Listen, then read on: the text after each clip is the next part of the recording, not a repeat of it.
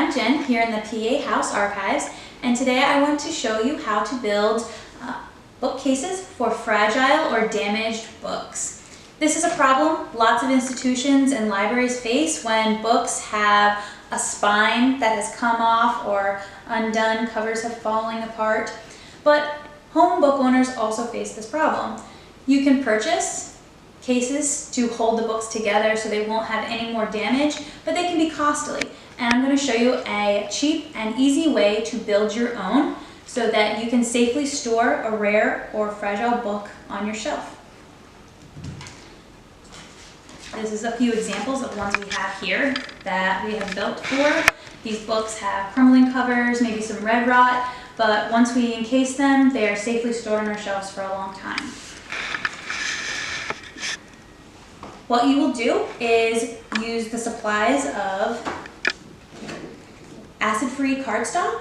You can purchase this through archival suppliers, or even any quality paper from a craft store that says acid-free will work fine. It's important to use acid-free on older books so that the pages will not damage, won't yellow anymore from touching an acidic paper.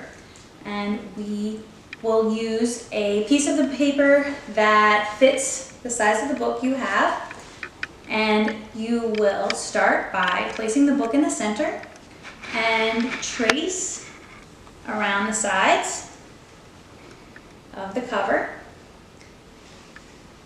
You will then hold the book on each side, the top, the bottom, the spine, and the outer edge, tracing. This particular book that I'm creating a case for is from 1875. It's one of our oldest Pennsylvania manuals in our library collection. Once you have your edges of the book drawn, use a ruler and continue the lines to the edge of your cardboard or your paper. Once you have the lines drawn, you're going to take scissors and cut out the edges. And I prepared ahead of time an example of what that will look like. You have the lines that you've drawn and you're going to fold onto them so that you create creases. And if you're worried about the pencil lines, you can erase them so that there's not any graphite touching your book. Once you have it centered, you just fold your tabs over, making sure it is as tight a fit as you can create.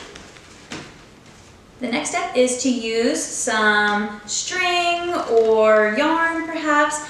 Anything that you have around will probably work fine as long as it is strong enough to hold your book cover tightly. You want to wrap it sort of like you would wrap around a gift and tie a little knot to hold it all together. Now be sure to keep your knot on the top or the side, not on the front or back cover of the book, so that the knot isn't sandwiched between books on your shelf. Once you're done, it will look like this.